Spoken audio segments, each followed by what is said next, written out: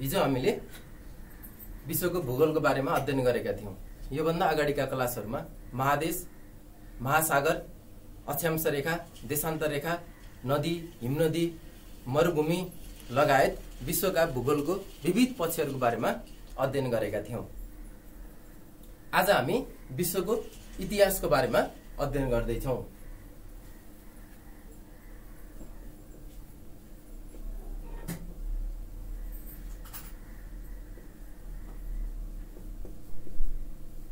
विश्वको इतिहास भनेको के हो भन्नुस् त? इतिहास भनेको विगतमा घटेका घटनाहरूको अध्ययन गर्ने, अनुसन्धान गर्ने, विश्लेषण गर्ने विधालाई इतिहास भनिन्छ। इतिहासले विगतमा घटेका घटनाहरूको रेकर्ड राख्दछ, अध्ययन गर्छ, अनुसन्धान गर्दछ, विश्लेषण गर्दछ। इतिहासले नितु चौधरी नमस्कार भन्नुभएको छ। चौधरीजी नमस्कार। खै अरु आउनु भएको छैन त? Anjana Thakur good morning, good evening sir भन्नुभएको छ। Good evening sir, good evening. के पढ्नु भयो नितिजी? के पढ्नु भयो भन्नुस् त हजुरले? आज हामी विश्वको इतिहासको बारेमा पढ्छौं। इतिहास भनेको सबैलाई अवगत नै छ। विगतमा घटेका घटनाहरूको अध्ययन गर्ने, अनुसन्धान गर्ने, विश्लेषण गर्ने, व्याख्या गर्ने एउटा विधालाई विश्वको इतिहास भनिन्छ। इतिहासका पिता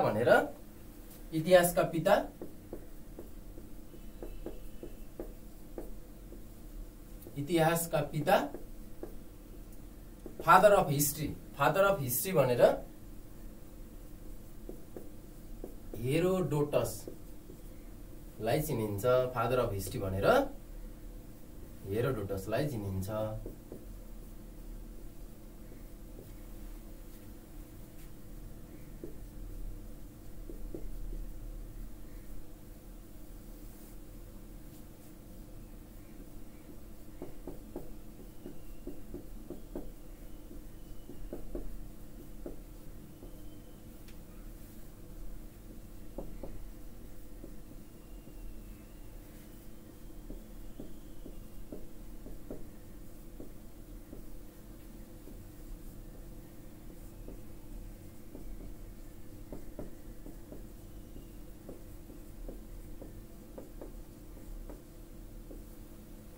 इतिहासलाई प्राग ऐतिहासिक युग, प्राचीन युग, मध्यकालीन युग, आधुनिक युग, समकालीन युग गरेर 5 भागमा विभाजन गर्न सकिन्छ। प्राग ऐतिहासिक युगलाई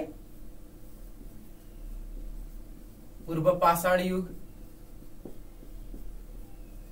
र नव पाषाण युग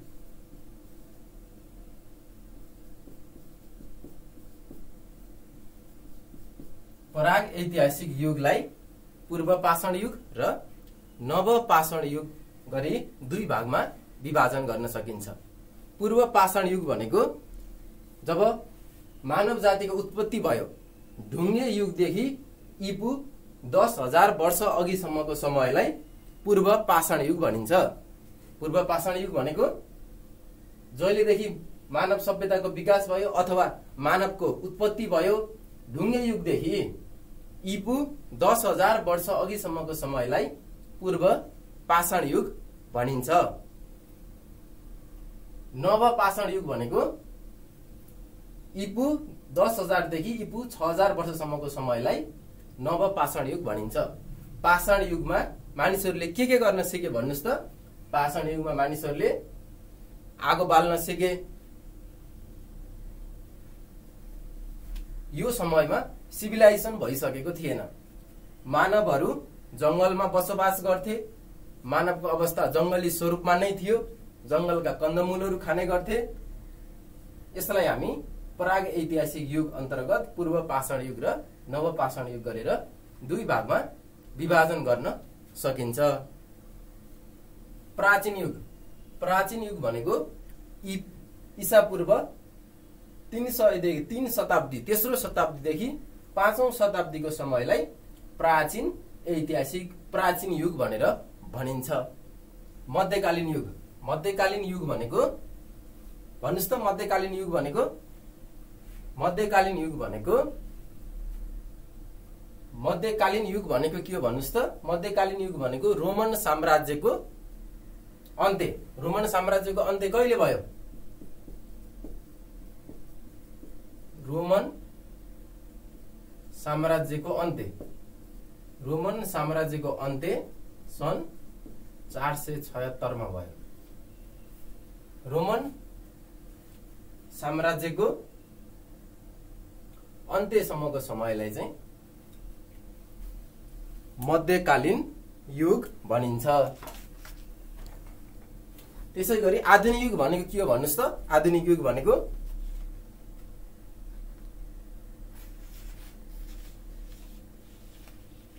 मध्यकालीन युगलाई रोमन साम्राज्यको अन्त्यदेखि यसमा चाहिँ इतिहासकारहरूको डिबेट छ।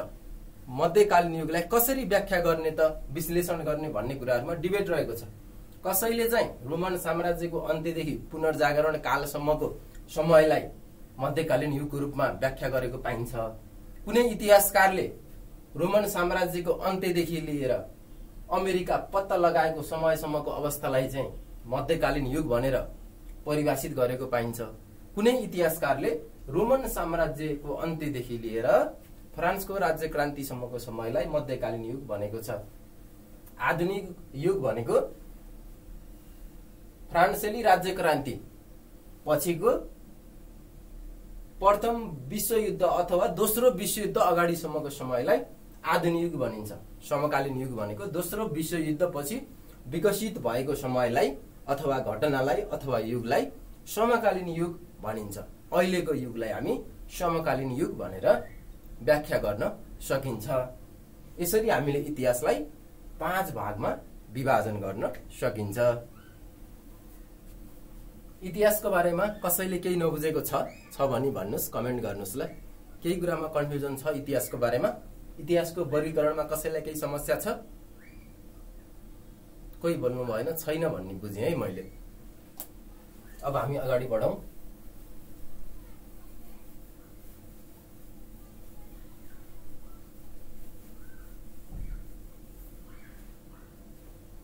मानव सभ्यता।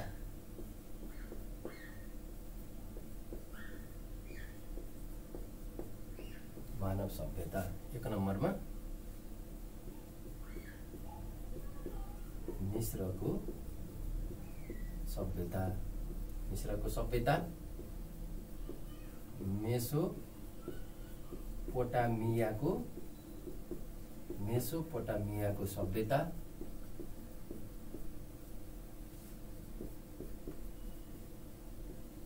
सिन्धु घाटीको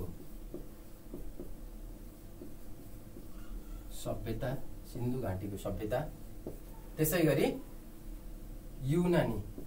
युनानी ग्रीसको सभ्यता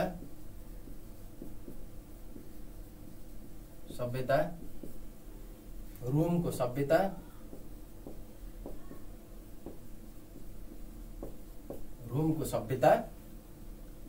चिनिया सभ्यता।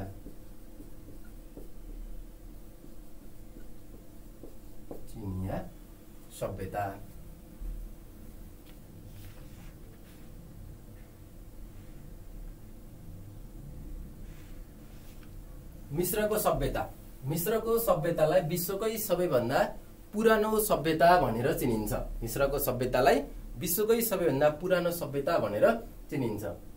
यो नाइल नदीको किनारमा विस्तारित भएको सभ्यता।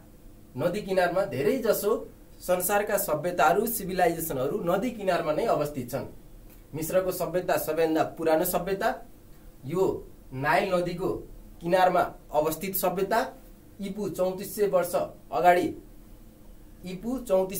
अगाडि सुरुवात भएको सभ्यता।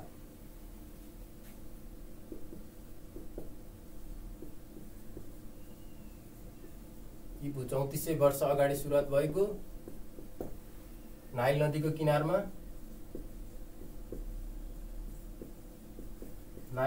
किनारमा विश्वकै सबैभन्दा पुरानो सभ्यता।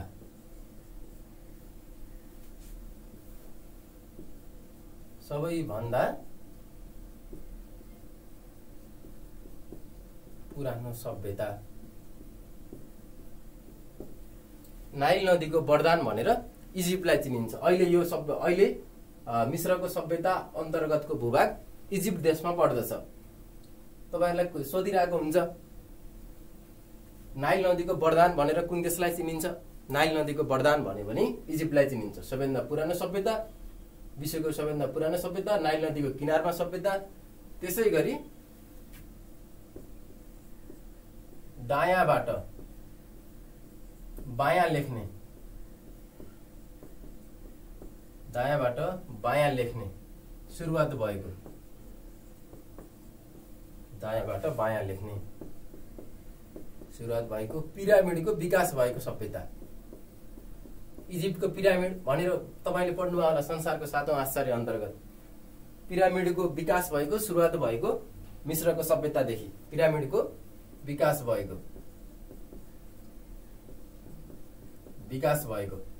अहिले चाहिँ इजिप्ट देशमा पर्दछ मिश्रको सभ्यता। त्यसैगरी मेसोपोटामियाको सभ्यता टिग्रिस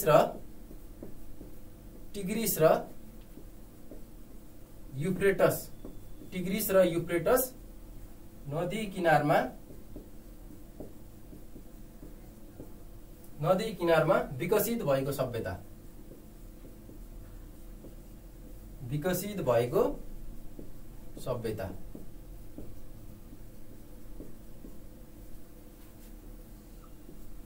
मेसोपोटामियाको सभ्यता टिग्रिस र युफ्रेटस नदी किनारमा विकसित भएको सभ्यता हाल इराक देशमा पर्छ।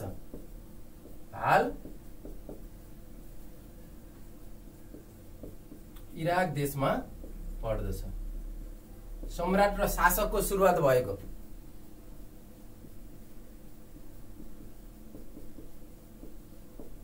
सम्राट र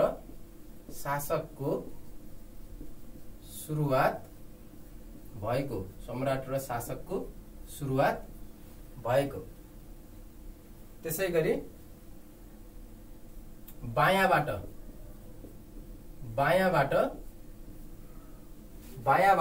अहिले हामी कसरी लेख्छौं भन्नुस् त? हामी कपीमा लेख्दाखेरि होस् अथवा जुनसुकै ठाउँमा लेख्दा होस् हामी बायाँबाट दायाँ लेखिन्छ नि। बायाँबाट दायाँ लेख्ने सभ्यताको सुरुवात भएको क्रमको चलन सुरु भएको चाहिँ यी मेसोपोटामियाको सभ्यतादेखि बायाँबाट दायाँ लेख्ने चलनको सुरुवात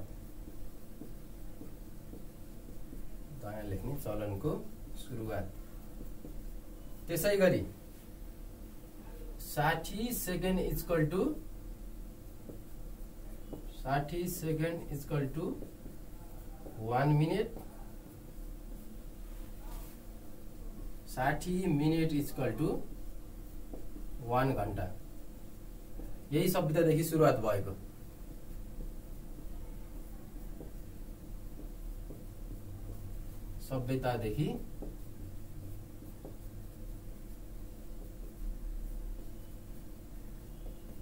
संसारको झुल्ने बगैँचा भनेर सुन्नुभयो होला कतै। संसारको झुल्ने बगैँचा यही मेसोपोटामियाको सभ्यता हुँदाखेरि विकसित भएको, निर्माण गरिएको।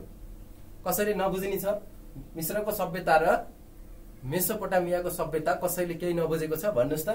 मिश्रको सभ्यता ईपू 3400 वर्ष अगाडि विकास भएको सबैभन्दा पुरानो सभ्यता, नाइल नदीको किनारमा विकसित भएको सभ्यता, दायाँबाट बायाँ लेख्ने सुरुवात भएको सभ्यता, पिरामिडको विकास भएको सभ्यता, मेसोपोटामियाको सभ्यता टिग्रिस र युफ्रेटस नदी किनारमा विकसित भएको सभ्यता हाल इराक देशमा पर्दछ। हाल मेसोपोटामियाको सभ्यता जहाँ विकास भयो त्यो इराक देशमा पर्दछ। सम्राट र शासकको सुरुवात भएको अहिले हामी कसरी लेख्छौं? बायाँबाट दायाँ लेख्छौं नि। बायाँबाट दायाँ लेख्ने चलनको सुरुवात भएको। त्यसैगरी 60 सेकेन्डको 1 मिनेट हुन्छ, 60 मिनेटको 1 घण्टा हुन्छ भनेर यही सभ्यतादेखि विकसित भएको। केही नबुझेको छ कसैले?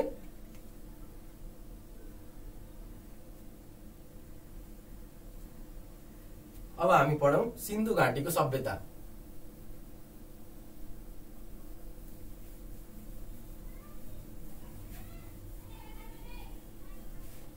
सिन्धु घाटीको सभ्यता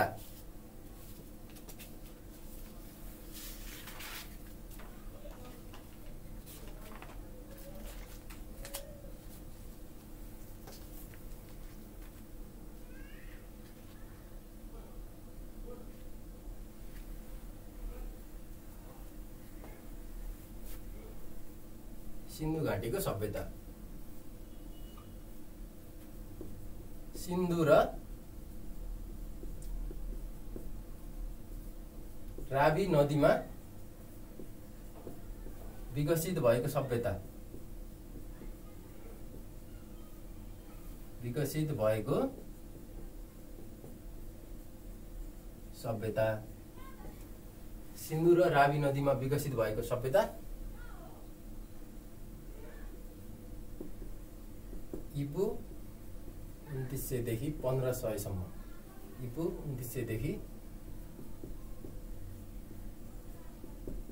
ईपू 1500 सम्म।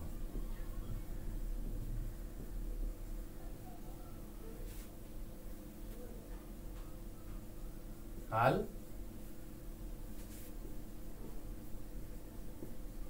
मोहनजोदारो र हरप्पा भन्ने ठाउँमा विकसित भएको।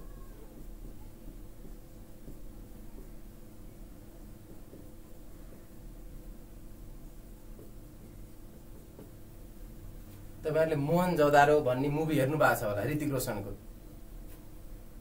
त्यसमा पनि यही मोहनजोदारो सभ्यताको बारेमा मुभीले त्यसको बारेमा डिस्क्राइब गर्छ। मोहनजोदारो सभ्यता चाहिँ कसरी त्यो शासक चाहिँ बाढी आएर कसरी मर्छ। त्यही भएर यो सभ्यताको विकास चाहिँ प्राकृतिक कारणले गर्दाखेरि यसको विनाश चाहिँ प्राकृतिक कारणले गर्दाखेरि भएको भन्ने बुझिन्छ। यसको सुरुवात ईपू 2900 देखि ईपू 1500 सम्म भयो। हाल मोहनजोदारो र हरप्पा भन्ने ठाउँमा विकसित भएको सभ्यता। तामा पत्ता लगाइएको यही सभ्यतादेखि तामा पत्ता लगाइएको। तामा पत्ता लगाउने व्यक्ति को हुन् भन्नुस् त? कनिङ्गम। तामा पत्ता लगाउने व्यक्ति तामा खानीको चाहिँ पत्ता लगाइएको।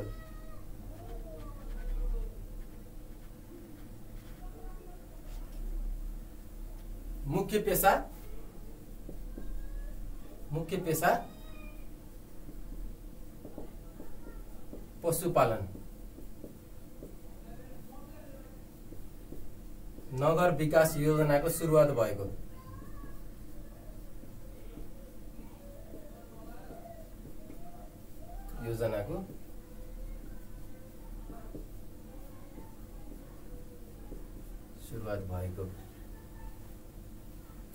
युनानी सभ्यताको बारेमा त सबैले सुन्नु भएको छ। विश्वकै सबैभन्दा आधुनिक सभ्यता हो, जहाँ धेरै किसिमका वैज्ञानिक आविष्कारहरू भए, साहित्यिक रूपमा विकसित भयो, गणतन्त्रको विकास भयो, नागरिक अधिकारका धेरै व्यवस्थाहरूको बारेमा यही गिरिकको सभ्यतामा विकसित भएको पाइन्छ।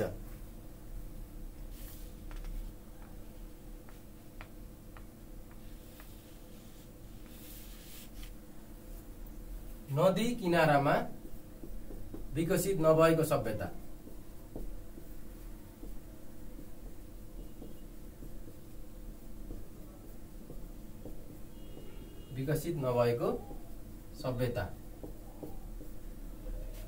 यसलाई युनानी सभ्यता भनिने।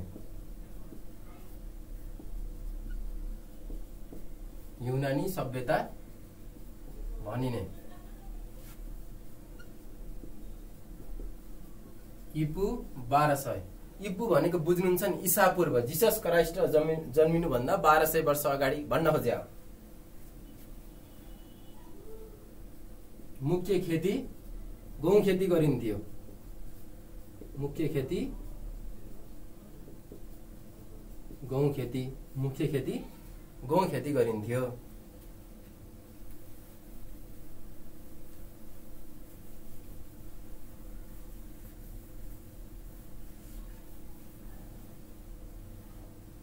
त्यसै गरी नाटक रंगमञ्चको विकास सुरुवात। नाटक रंगमञ्चको सुरुवात, अंकगणित ज्यामितिको सुरुवात,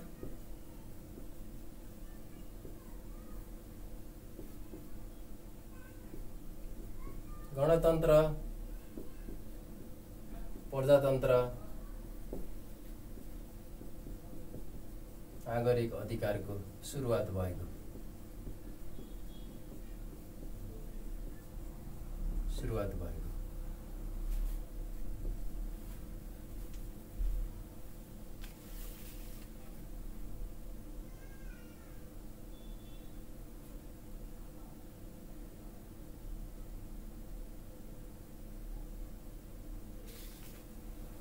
त्यसैगरी अर्को सभ्यता छ रोमको सभ्यता।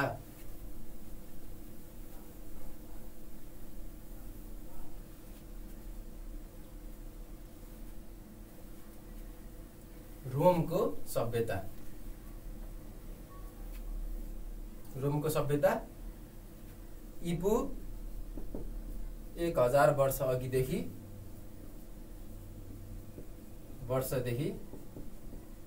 सन् 476 सम्म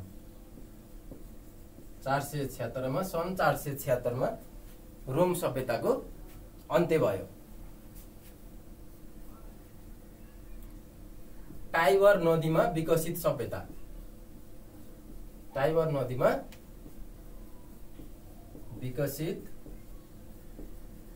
सभ्यता हाल इटालीको रोममा पर्दछ।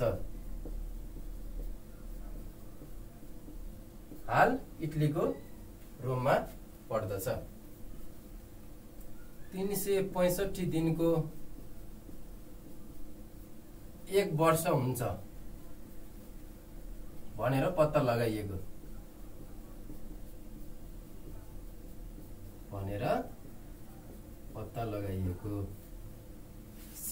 सिमेन्टको विकास भएको। सिंगमरमरको उत्पादन भएको। सिंगमरमरको देश कुन हो भनेर सोधिरहेको छ एक्जाममा। सिंगमरमरको देश भनेर इटालीलाई जनाउँछ। सिंगमरमरको विकास भएको।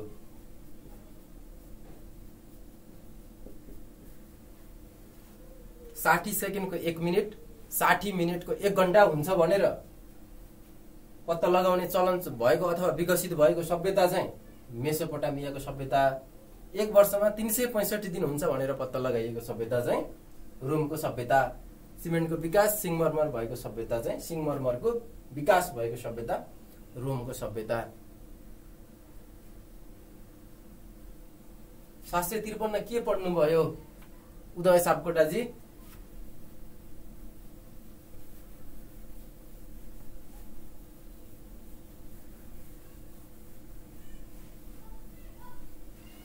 अर्को छ चिनिया सभ्यता।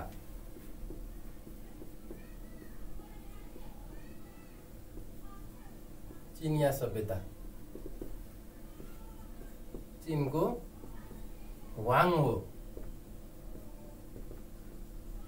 र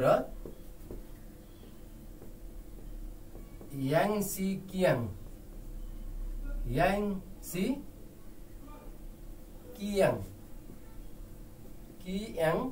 नदीमा विकसित भएको सभ्यता।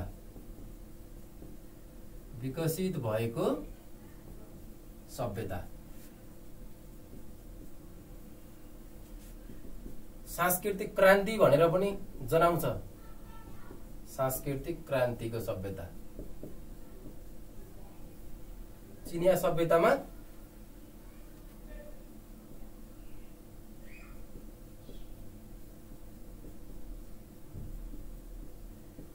कागजको नोट प्रचलन, छापाखानाको सुरुवात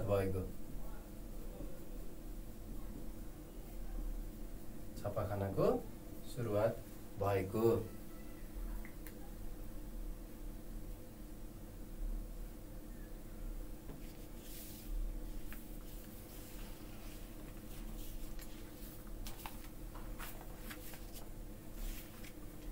त्यसैगरी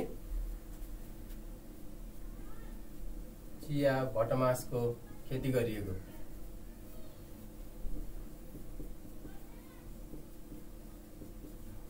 योग्यता प्रणालीको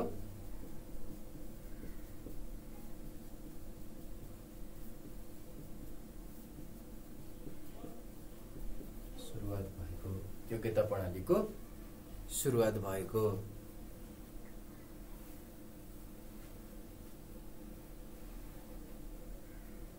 चीनको ह्वाङ्हो र याङसिक्याङ नदीमा विकसित भएको सभ्यता, यसलाई सांस्कृतिक क्रान्तिको सभ्यता भनेर पनि चिनिने। कागजको नोटको प्रचलन भयो, अनि तासको सुरुवात पनि त्यहीबाट भयो, छापाखानाको सुरुवात, चिया खेतीको सुरुवात भयो, भटमास खेतीको सुरुवात भयो। त्यसै गरी योग्यता प्रणालीको सुरुवात भयो। तपाईहरुले मानव सभ्यताको विकसित घटनाक्रम अथवा मानव सभ्यताको विकासको बारेमा मिश्रको सभ्यता, मेसोपोटामियाको सभ्यता, सिन्धु घाटीको सभ्यता, युनानी अथवा ग्रीसको सभ्यता र चिनिया सभ्यताको बारेमा यिनै कुराहरू पढ्नु होला। अब हामी पढ्छौं म्याग्ना कार्टा।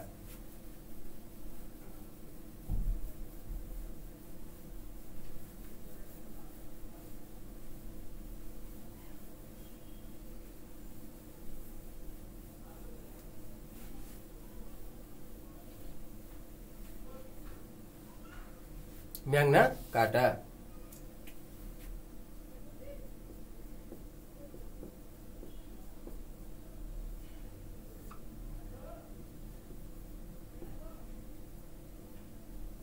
म्याग्ना कार्टालाई मानव अधिकारको घोषणा पत्र भनिन्छ। मानव अधिकारको घोषणा पत्र, म्याग्ना कार्टा भनेको मानव अधिकारको घोषणा पत्र। पहिलो लिखित दस्तावेज।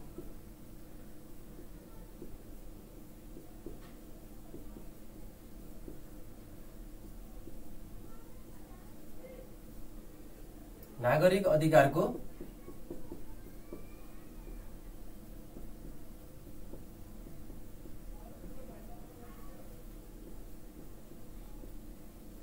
प्रत्याभूति पत्र। म्याग्ना कार्टाको विकास कसरी भयो त्यसको बारेमा पनि थोरै कुरा तपाईहरुलाई बताइहाल्छु। म्याग्ना कार्टा बेलायतमा भएको, म्याग्ना कार्टा चाहिँ बेलायतमा भएको। बेलायतका राजाहरूले जथाभावी रूपमा आफै अनुकूल कानून बनाउने, जनतालाई दुःख दिने अनि नागरिक अधिकारको अवमूल्यन गर्ने कारणले गर्दाखेरि त्यहाँको राजा र पादरी बीच संघर्ष भयो। त्यो संघर्ष स्वरूप पादरी र राजा बीचको संघर्ष हो। तर सम्झौता चाहिँ सम्झौता को सँग भयो? सम्झौता नागरिक र जनता र राजाको बीचमा भएको। कहिले भयो? म्याग्ना कार्टा कहिले भयो? म्याग्ना कार्टामा सम्झौता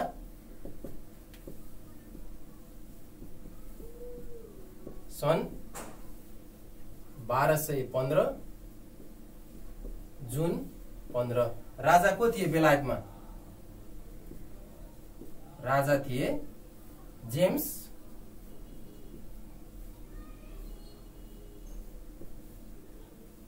राजा जोन द्वितीय।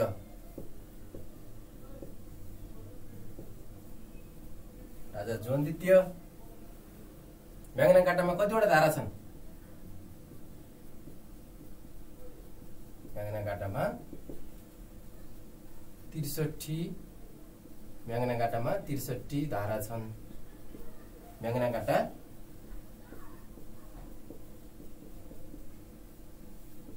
बेलायतका 37 कानूनको संग्रह हो।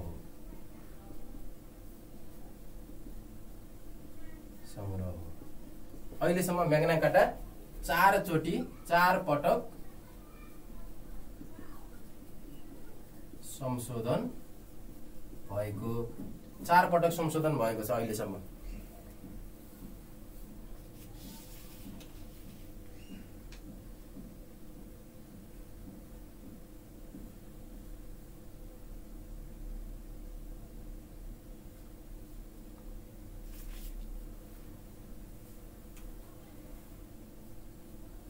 संघर्ष भइसकेपछि, पादरी र राजा बीचको संघर्ष भइसकेपछि जनता र नागरिक बीच अथवा जनता र राजा बीच सम्झौता भयो। सम्झौता स्वरूप म्याग्ना कार्टाको उत्पादन भयो अथवा म्याग्ना कार्टाको विकास भयो। म्याग्ना कार्टा एउटा कानूनको संग्रह हो जसलाई हामी मानव अधिकारको घोषणा पत्र, विश्वकै पहिलो नागरिक अधिकार सम्बन्धी दस्तावेज भएको पत्र भनेर म्याग्ना कार्टालाई भनिन्छ। म्याग्ना कार्टामा सम्झौता कहिले भयो? सन् 1215 जुन 15 मा। राजा को थिए? राजा जोन द्वितीय। म्याग्ना कार्टामा 63 धारा छन्।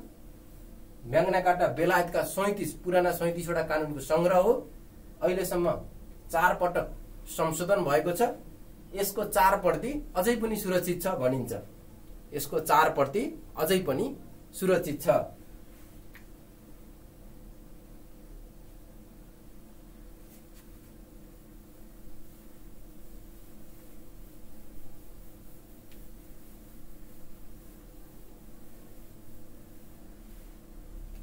म्याग्ना कार्टामा संशोधन कहिले भयो भन्नुस् त? म्याग्ना कार्टामा संशोधन अन्तिम संशोधन सन् 1225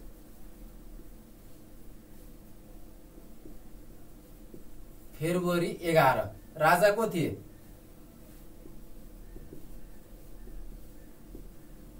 संशोधनको बखतमा राजा थिए भन्नुस् त? हेनरी तृतीय। हेनरी तृतीय राजा थिए। 63 वटा धारा छन् भनेर हामीले पढिसक्यौं। धारा 1 मा चर्चको स्वायत्तताको बारेमा लेखिएको छ। चर्चको स्वायत्तताको बारेमा धारा 28, 30, 31 मा व्यक्तिगत सम्पत्तिको अधिकारको कानूनद्वारा संरक्षण गरिनुपर्छ।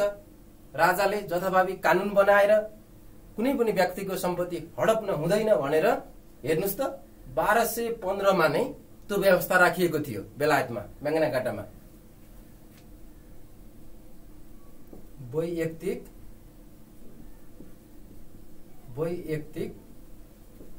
सम्पत्तिको संरक्षणको बारेमा, अधिकार तथा संरक्षणको बारेमा,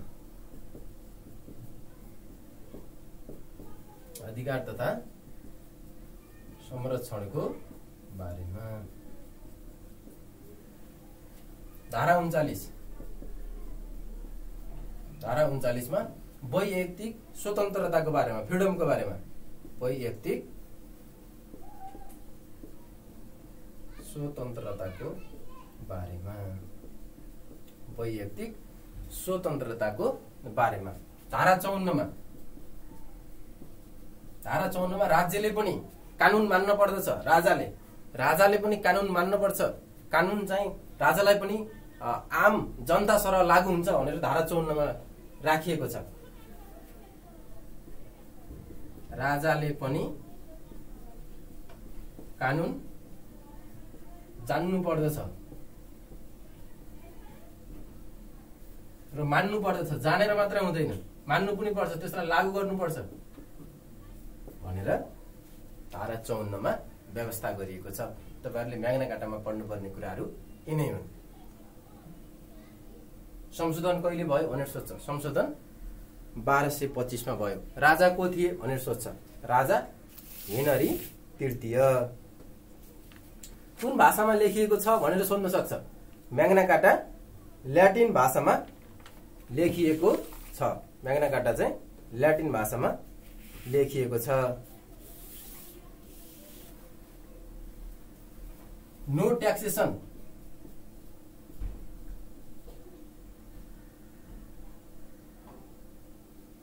नो ट्याक्सेसन विदाउट रिप्रेजेन्टेसन।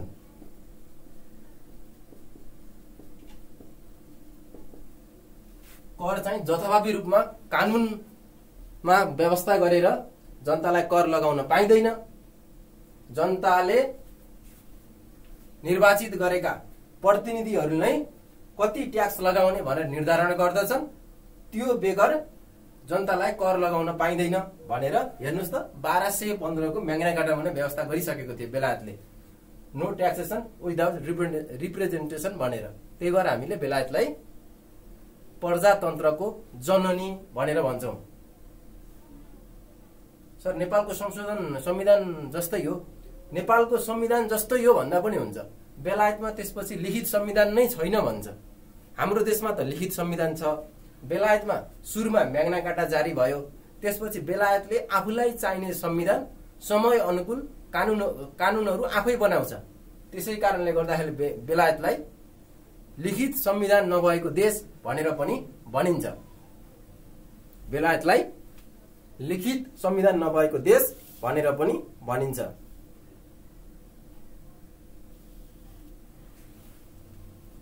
अब हामी पढौं पुनर्जागरण।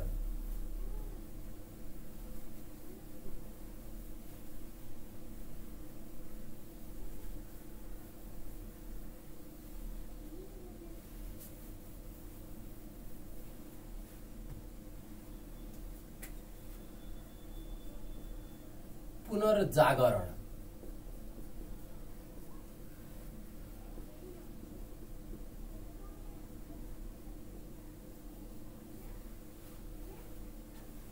पुनर्जागरणको बारेमा कतिजनाले सुन्नु भएको छ भन्नुस् त?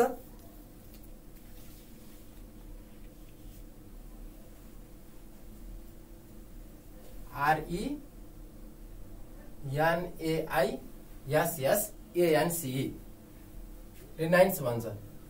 रेनाइन्सको अर्थ चाहिँ फ्रेन्च शब्दबाट आएको, जसको अर्थ रिबर्थ, पुनर्जन्म भन्ने हुन्छ। पुनर्जन्म।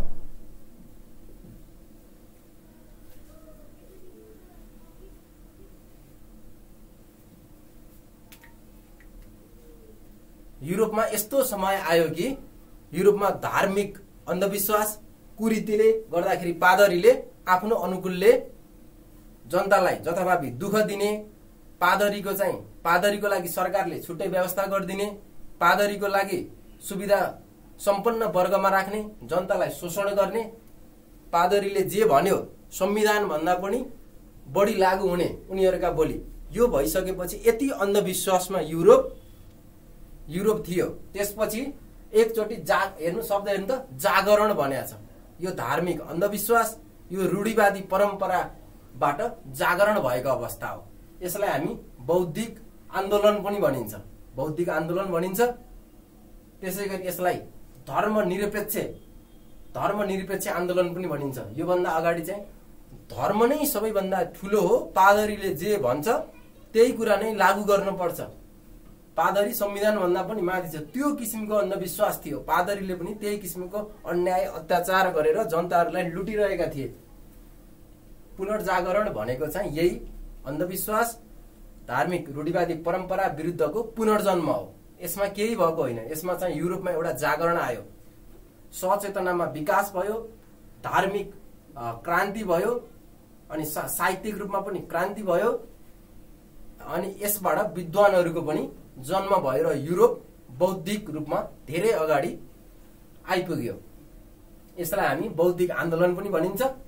त्यसैगरी धर्मनिरपेक्ष आन्दोलन पनि भनिन्छ, शान्तिपूर्ण आन्दोलन पनि भनिन्छ। यसलाई चाहिँ कहिले भयो त? सन् 13औं शताब्दीदेखि 16औं शताब्दीसम्म। 13औं शताब्दीदेखि 16औं शताब्दीमा, 16औं शताब्दीसम्म, 13औं शताब्दीदेखि 16औं शताब्दीसम्म। सुरुवात इटलीबाट भयो।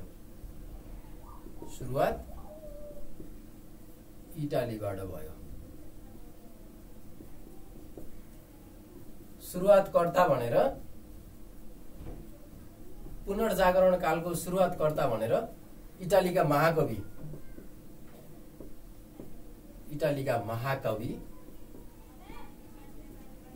दाँतेलाई चिनिन्छ। सुरुवातकर्ता इटालीका महाकवि दाँते। एक्जाममा सोधिरहेको छ, the divine comedy. The divine कमेडीका लेखक को हुन् भनेर सोध्छ। द डिभाइन कमेडीका लेखक दाँते। द डिभाइन कमेडीका लेखक दाँते।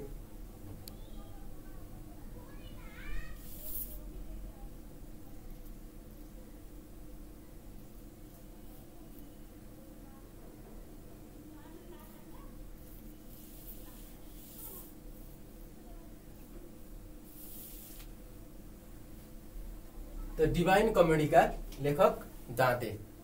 नेपालको भौगोलिक ऐतिहासिक राजनीतिक नेपालीको बारेमा भनेको छ। हामीले विश्वको पढ्नुपर्छ र सपना जी तपाईले चाहिँ के को क्लास लिइरहनु भएको छ भन्नुस् त। यो चाहिँ लाइभ क्लास हो, यसमा जो पनि एटेन्ड हुन पाउँछ, जसले पनि पढ्न पाउँछ। तपाई चाहिँ के को क्लास लिइरहनु भएको छ कमेन्ट गर्नुस् त सपना जी। द डिभाइन कमेडीका लेखक दाँते, सुरुवातकर्ता अथवा लिडर भनेर इटालीका महाकवि दाँतेलाई भनिन्छ। त्यस्तै गरी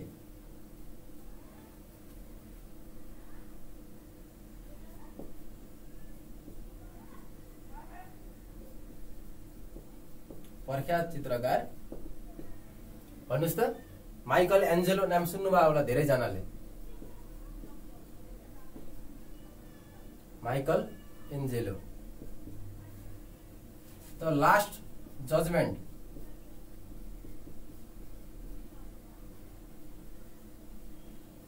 द लास्ट जजमेन्ट कसले बनाएको? The last judgement Michael Angelo.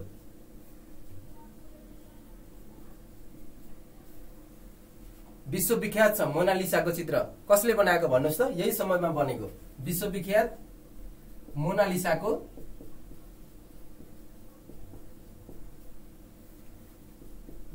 चित्र बनाउने लियोनार्दो दा भिन्ची। लियोनार्दो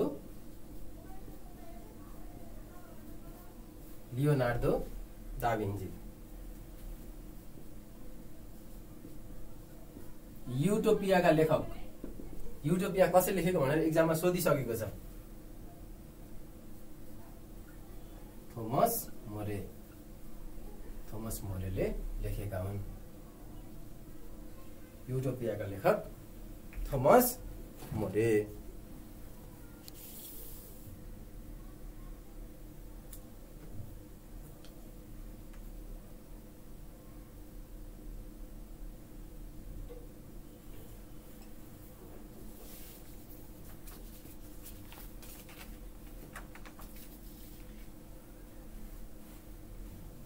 पुनर्जागरणको बारेमा कसैले केही नबुझेको छ भने कमेन्ट गर्नुस् ल। के को क्लास हो यो सर भन्नुभएको छ? यो चाहिँ विश्वको इतिहासको क्लास भइरहेछ। अहिले हामी पुनर्जागरणको बारेमा पढिरहेका छौं। पुनर्जागरण अघि के विश्वास गरिन्थ्यो भन्दा पृथ्वी बीचमा छ। पृथ्वीलाई सूर्य लगायत अन्य ग्रहहरूले परिक्रमा गर्दछन् भन्ने विश्वास राखिन्थ्यो। यही समयमा इटालीका वैज्ञानिक गियानिडो बुर्नोले के भने भन्दाखेरि त्यस्तो होइन, बरु पृथ्वी लगायत ग्रहहरूले उपग्रहहरूले सूर्यलाई परिक्रमा गर्दछन् भन्ने किसिमको भनाइ राखे। त्यसपछि उनलाई जिउँदै जलाइयो। गियानिडो बुर्नोलाई किन जिउँदै जलाइयो भन्दाखेरि यो भन्दा अगाडि के भनिन्थ्यो? पुनर्जागरण काल भन्दा अगाडि पृथ्वीलाई सूर्यले पनि परिक्रमा गर्छ, लगायत अन्य ग्रह उपग्रहहरूले परिक्रमा गर्छन् भनिन्थ्यो। तर इटालीका वैज्ञानिक गियानिडो बुर्नोले त्यस्तो होइन, बरु सूर्यलाई पृथ्वी लगायत अन्य ग्रह उपग्रहले परिक्रमा गर्दछन् भने। त्यही कारणले गर्दा उनलाई मृत्युदण्डको सजाय दियो, जिउँदै जलाइयो। युटोपियाका लेखक को हुन् भनेर सोच एक्जाममा। युटोपियाका लेखक थोमस मोरे। नायब सुब्बामा पढ्छ नि सर। जताधारी मण्डल। नायब सुब्बाको तपाईले सिलेबस हेर्नु भएको छैन? विश्वको इतिहासमा यी कुराहरू परिहाल्छन् नि। म्याग्ना कार्टा भयो, पुनर्जागरण, औद्योगिक क्रान्ति, अनि अरु भन्नुस् त, अनि फ्रान्सको राज्य क्रान्ति, यी सबै कुराहरू तपाईहरुले अध्ययन गर्नुस्।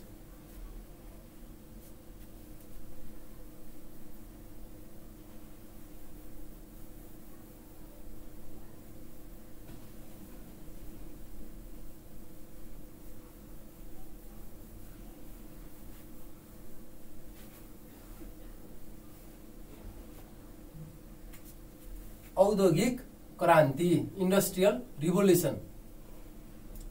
औद्योगिक क्रान्ति, औद्योगिक क्रान्ति बेलायतमा भएको।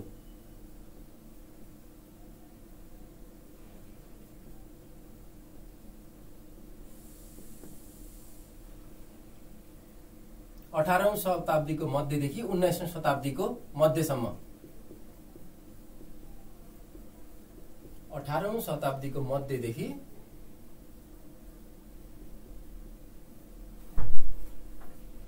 19औं शताब्दीको मध्यसम्म, 18औं शताब्दीको मध्यदेखि 19औं शताब्दीको मध्यसम्म औद्योगिक क्रान्ति भयो। जम्मा 80 वर्ष भयो। 1760 देखि 1840, 80 वर्ष भयो। बेलायतमा भयो। औद्योगिक क्रान्तिको सुरुवात कपडा उद्योगबाट भएको। औद्योगिक क्रान्तिको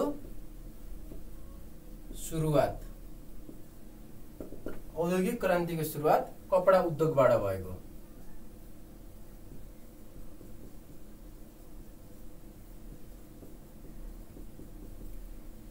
औद्योगिक क्रान्ति तपाई नामबाट नै बुझ्नुहुन्छ। इन्डस्ट्रियल रिभोल्युसन, यो रिभोल्युसन केमा भयो भन्दाखेरि उद्योग इन्डस्ट्रीमा भयो। पहिले पुरानो परम्परा प्रविधिको कारणले गर्दाखेरि त्यही किसिमको उद्योगमा यन्त्र उपकरणहरू चल्थे। कपडा बनाउनको लागि चरखाको व्यवस्था थियो। पहिले मान्छेहरू आफै बुनेर बनाउँथे। यसपछि सुरुवात भएको कपडा उद्योगबाट सुरुवात भयो औद्योगिक क्रान्ति। उद्योगका पिता भनेर रिचर्ड आर्कराइटलाई भनिन्छ, जसले वाटर फ्रेमको विकास गरे। वाटर फ्रेमको आविष्कारक को हुन् भनेर सोध्यो भने Richard Arkwright.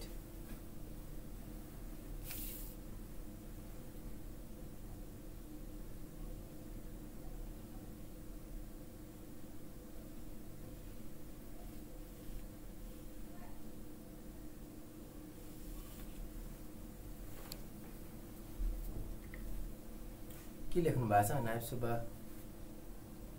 ओल्डवार Kaushila Kathayat. ओल्डवार पढ्छौं ma'am, विश्व युद्धको बारेमा हामी अध्ययन गर्छौं। उद्योगका पिता, आधुनिक उद्योगका पिता भनेर रिचर्ड आर्कराइटलाई भनिन्छ, जसले वाटर फ्रेमको विकास गरे। आधुनिक उद्योगका पिता। केही छ नबुझेको छ भने कमेन्ट गर्नुस् ल, कन्फ्युजन छ भने केही कुरामा। हामी अगाडि बढौं।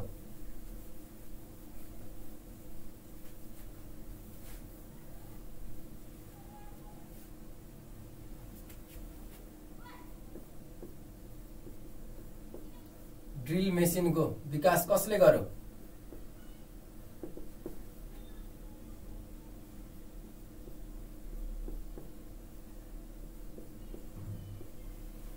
ड्रिल मेसिनको विकास कसले गर्यो भन्नु त? जेथ्रो टुल अथवा तुल, अनि जेथ्रो टुल भन्छ। जेथ्रो टुल अथवा तुल। त्यसै गरी flying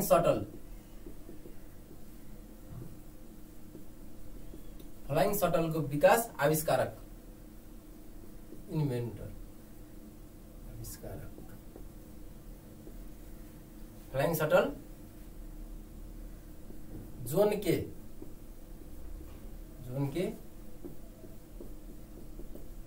स्पाइनिङ jenny James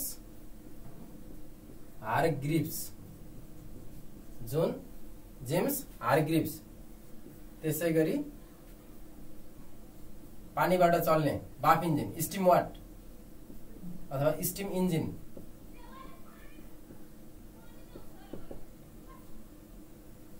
steam engine कसले विकास गर्यो भन्नुस् त? स्टिम इन्जिन कसले विकास गर्यो? स्टिम इन्जिन जेम्स वाटले विकास गरे।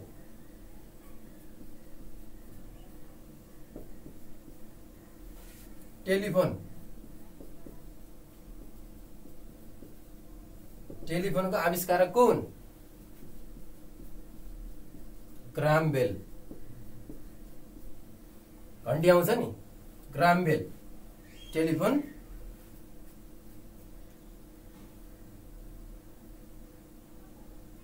Steam engine James Watt telephone Graham Bell. यति कुराहरु तपाईले कम्तीमा पनि जान्नुपर्छ। ड्रिल मेसिनको विकास कसले गरे भन्दा जेथ्रो तुल, फ्लाइङ सटल जोन के, त्यसैगरी spinning jenny James Hargreaves. Steam engine James Watt, telephone Graham Bell. टेलिफोनको विकास ग्राहम बेलले गरे।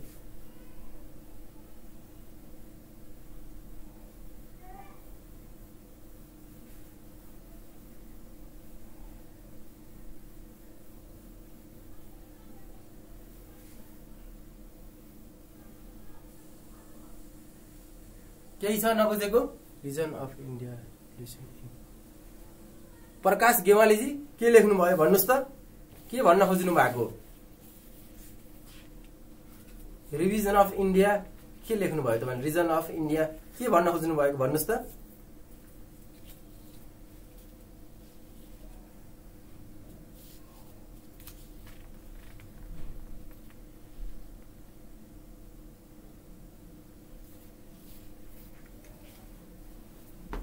अब हामी पढ्छौं फ्रेन्च रिभोल्युसन। फ्रान्सेली राज्य क्रान्ति।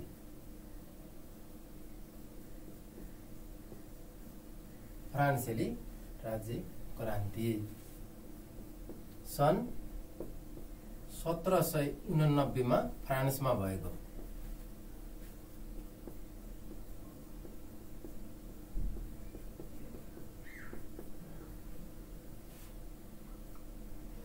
सन् 1789 मा फ्रान्समा भएको। नारा के थियो? नारा स्वतन्त्रता,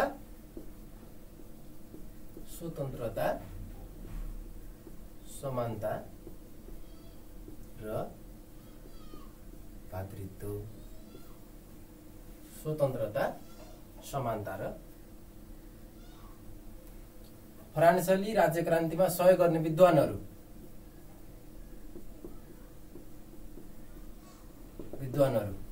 रूसो, मोन्टेस्क्यू, दिदेरो लगायतका विद्वानहरूको महत्त्वपूर्ण भूमिका रहेको छ। राजा को थिए? फ्रान्सेली राज्य क्रान्ति हुँदा फ्रान्सको राजा, फ्रान्समा राजा लुई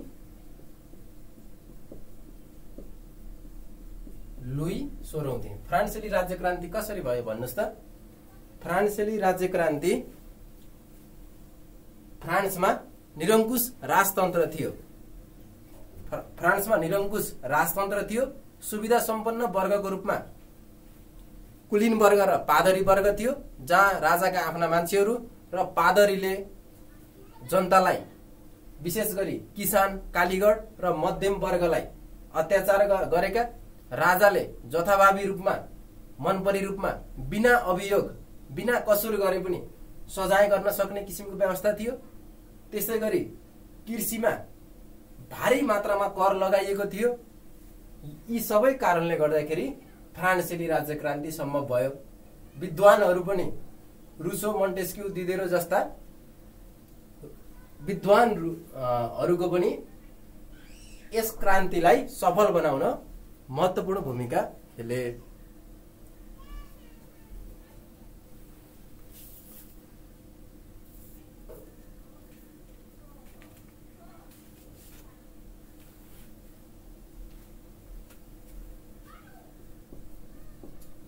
रूसको राज्य क्रान्ति अघि सरी रुस नै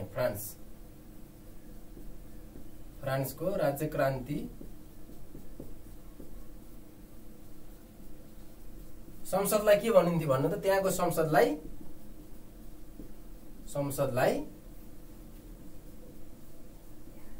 स्टेट जनरल भनिन्थ्यो।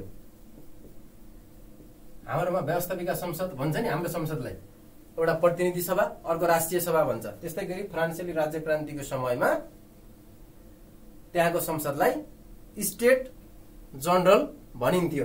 175 वर्षदेखि बैठक बसेको थिएन। 175 वर्षदेखि संसदको बैठक बसेको थिएन। संसदको बैठक बसेको थिएन।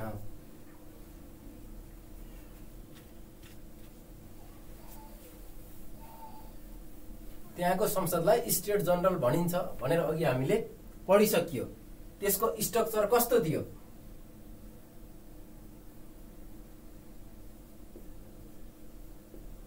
पहिलो संसद, दोस्रो,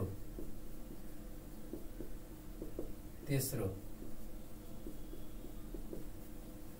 पहिलो संसदलाई पादरी वर्गहरू मात्र हुन्थे पहिलोमा, दोस्रोमा कुलीन वर्ग, तेस्रोमा सर्वसाधारण।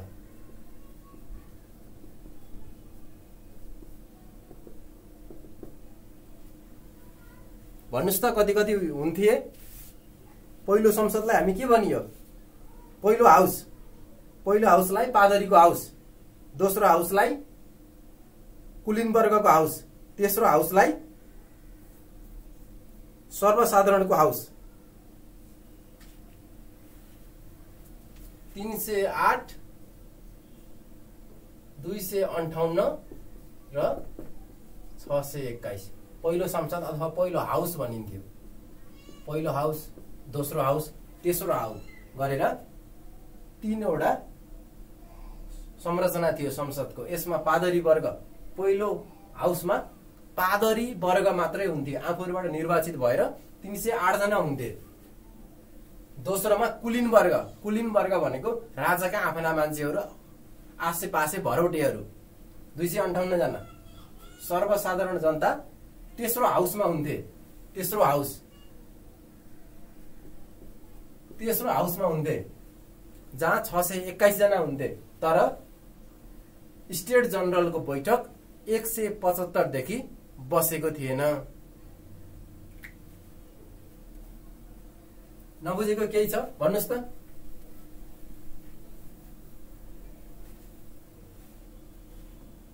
फ्रान्सेली राज्य क्रान्तिको समयमा त्यहाँ 2टा धर्म प्रचलित थियो। एउटा रोमन क्याथोलिक, अर्को प्रोटेस्टेन्ट। रोमन क्याथोलिकलाई राजधर्म भनिन्थ्यो।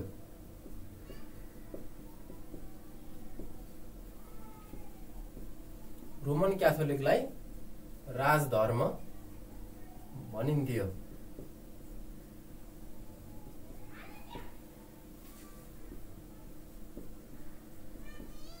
प्रोटेस्टेन्ट धर्मलाई अपराध मानिन्थ्यो। प्रोटेस्टेन्ट धर्मलाई अपराध मानिन्थ्यो। प्रोटेस्टेन्ट धर्मलाई अपराध मानिन्थ्यो। फ्रान्सेली राज्य क्रान्तिको समयमा त्यहाँ 2टा वर्ग थियो। फ्रान्सेली राज्य क्रान्तिको समयमा फ्रान्समा 2 वर्ग थिए। राज्य क्रान्तिको समयमा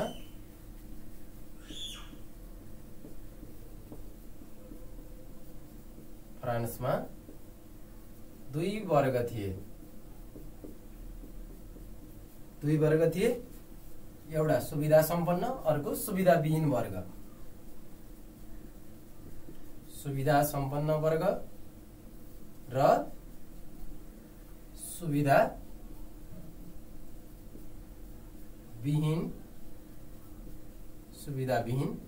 वर्ग। सुविधा सम्पन्न वर्गमा पादरी र कुलीन वर्ग पर्दथे। पादरी र कुलीन वर्ग पर्दथे। त्यसै गरी सुविधाविहीन वर्गमा मध्यम वर्ग किसान र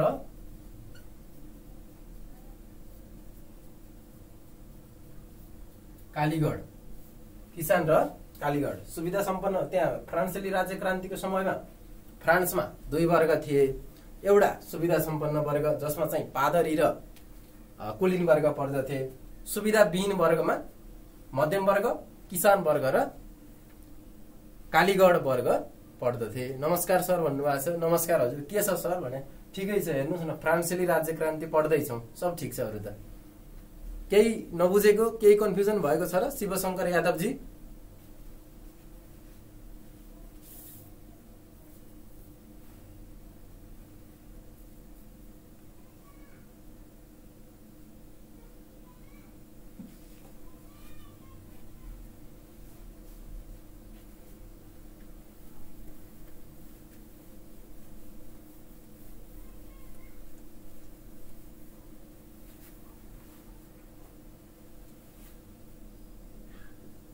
म नै राज्य हुँ, राज्य नै म हो भन्ने फ्रान्सका राजा लुई 14औं।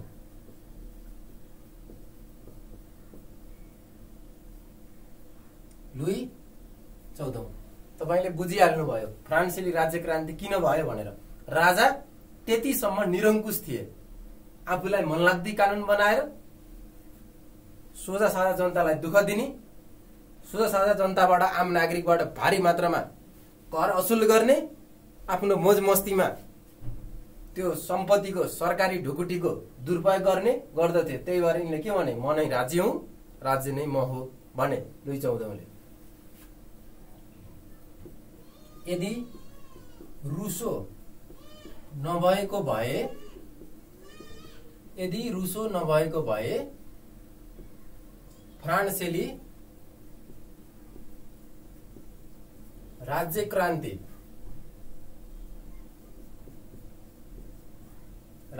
क्रान्ति नै सम्भव थिएन।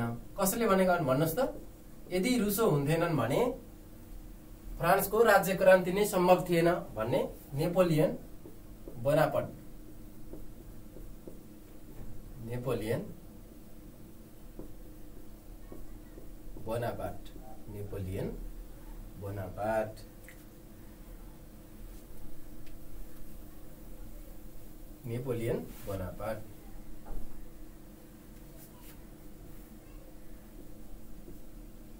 मानिस स्वतन्त्र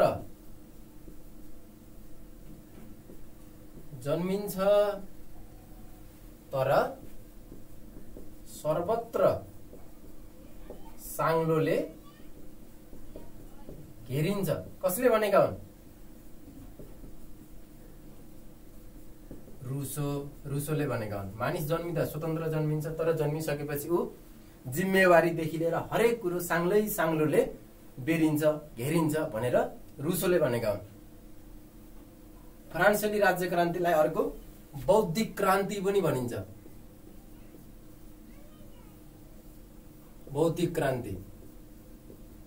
फ्रान्सेली राज्य क्रान्तिलाई बौद्धिक क्रान्ति पनि भनिन्छ।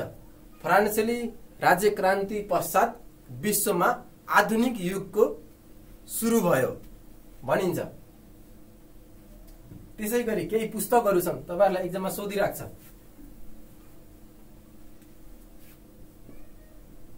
द सोशल कन्ट्र्याक्ट का लेखक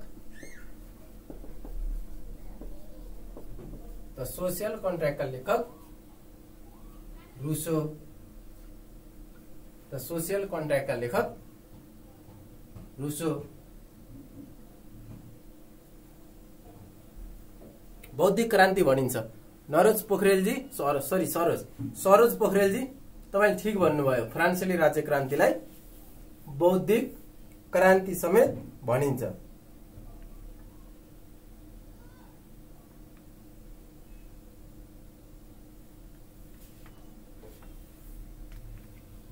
त्यसै गरी द स्पिरिट अफ ल, द स्पिरिट अफ ल मन्टेस्क्यूले लेखेका, मन्टेस्क्यू। द स्पिरिट अफ ल का लेखक, यो पुस्तकको नाम, यो राइटरको नाम, पुस्तकको नाम, राइटरको नाम, लेखनकर्ताको नाम।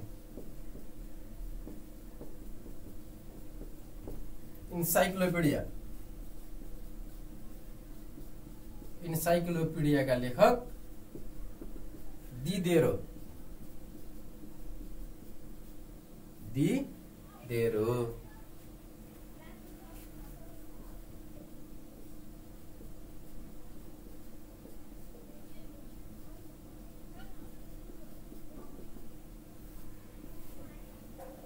तपाईहरुलाई लेटर डी चाचेट भने के हो भनेर सोध्छ। यो भनेको फ्रान्सेली राज्य क्रान्तिको समयमा राजाले जुनसुकै व्यक्तिलाई बिना कसुर गिरफ्तार गरेर जुनसुकै किसिमको सजाय दिन सक्थे, त्यसलाई हामी लेटर डी चाचेट भनिन्छ।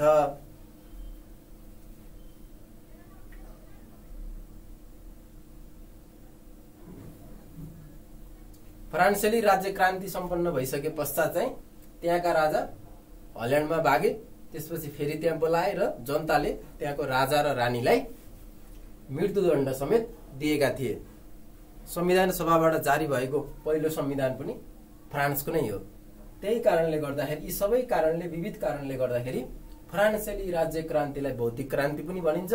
फ्रान्सेली राज्य क्रान्ति पश्चात विश्वमा आधुनिक युगको सुरुवात भएको हो। सर राजाको नाम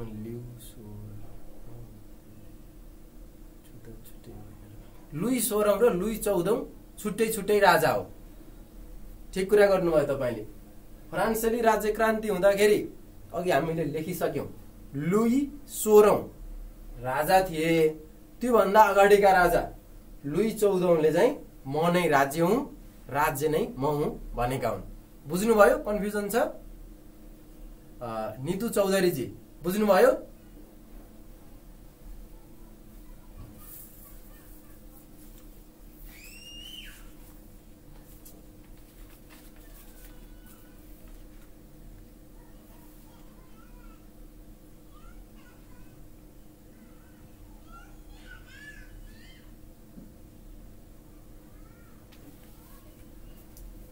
अर्को छ हाम्रो रुसी क्रान्ति।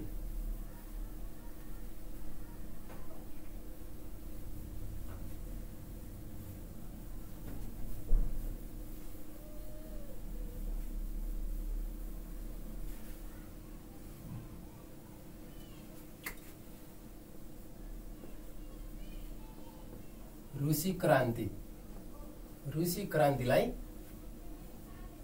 अक्टोबर क्रान्ति पनि भनिन्छ। रुसी क्रान्ति रुस देशमा भएको। कहिले भएको? सन् 1917 मा भएको। सन् 1917 मा भएको। राजा को थिए रुसमा? राजा निकोलस द्वितीय। दुई चरणमा भएको।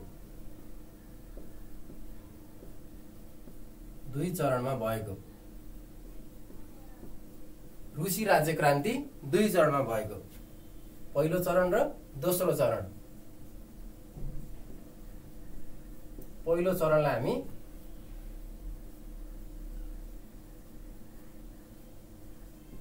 फेब्रुअरी क्रान्ति भनिन्छ। यसलाई हामी मोन्सेभिक क्रान्ति पनि भनिन्छ। मोन्सेभिक। दोस्रो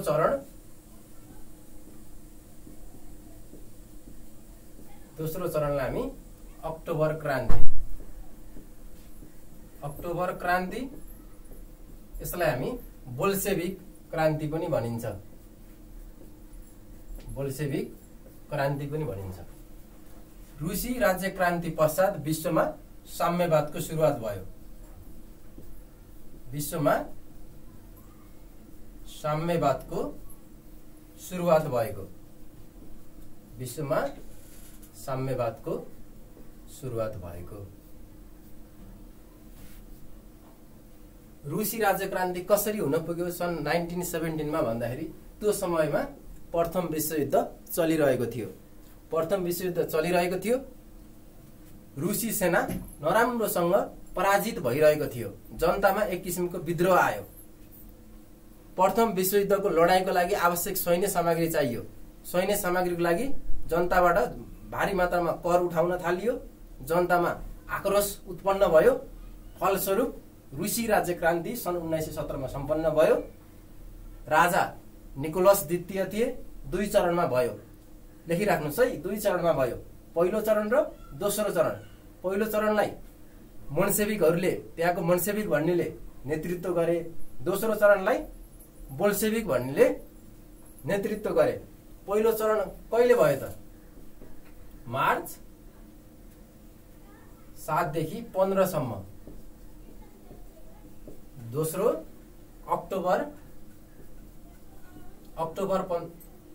दोस्रो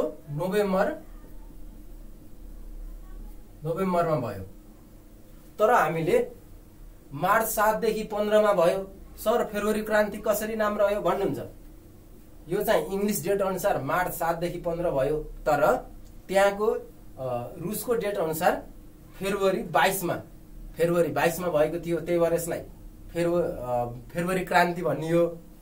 अनि सर यो त नोभेम्बरमा भएको छ। नोभेम्बरमा भएकोलाई किन तपाईले चाहिँ नोभेम्बर क्रान्ति नभनेर अक्टोबर क्रान्ति भयो भनेर सोध्नुहुन्छ भने, तर यहाँ नोभेम्बर भए पनि रुसको समय अनुसार, रुसको क्यालेन्डर अनुसार अक्टोबरमा भएको थियो। अक्टोबर 25 मा भएको थियो। त्यही भएर यसलाई हामी अक्टोबर क्रान्ति भनिन्छ। अक्टोबर क्रान्तिको नेतृत्व बोल्सेविकले गरेका थिए। अक्टोबर क्रान्तिपछि विश्वमा VI लेनिनको नाम त सबैले सम्झिनु भएको छ होला, सबैलाई याद छ। VI लेनिन कम्युनिजमको VI लेनिनबाट नै सुरुवात भएको। यसपछि विश्वमा साम्यवादको सुरुवात भयो। विश्वमा पुँजीवाद र साम्यवादको सुरुवात भयो। पुँजीवादको लिडिङ, क्यापिटलिजमको लिडिङ चाहिँ अमेरिकाले लियो, जसमा युरोपियन कन्ट्री लगायत डेमोक्रेटिक कन्ट्रीहरू सामेल भए। अनि साम्यवादको लिडर भनेको त्यसपछि रुस भयो, VI लेनिनको नेतृत्वमा। कम्युनिजम फलो गर्ने, कम्युनिजममा आस्था राख्ने देशहरू रुसको गुटबन्दीमा सामेल भए। आज हामीले के पढ्यौं भन्नुस् त? विश्वको इतिहास पढ्यौं। विश्वको इतिहासमा मानव सभ्यताको विकास कसरी भयो, अनि इतिहासलाई कति भागमा विभाजन गर्न सकिन्छ। त्यसैगरी औद्योगिक क्रान्ति कहिले भयो, पुनर्जागरण भनेको के हो, पुनर्जागरणको समयमा के विकास भयो, अनि म्याग्ना भनेको के हो, म्याग्ना कति धारा छन्, म्याग्ना महत्त्व के छ। त्यसपछि हामी रुसी क्रान्तिको बारेमा अध्ययन गर्यौं। हुन्छ, आजलाई यति नै गरौं। बाँकी क्लासहरुमा जुन हाम्रो छुटेको छ नि इतिहासको बारेमा, तिनीहरुको बारेमा अध्ययन गर्छौं। तपाईहरुले घरमा पनि जे पढाएको छ राम्रोसँग बुझेर पढ्नुस्। नबुझेदेखि मलाई तपाईहरु मेसेज गर्न सक्नुहुन्छ। मदन भण्डारी भनेर फेसबुकमा सर्च गर्नुस्। तपाईले चिनिहाल्नुहुन्छ। केही कन्फ्युजन भयो भने मेसेज गर्नु होला। हस् त, धन्यवाद।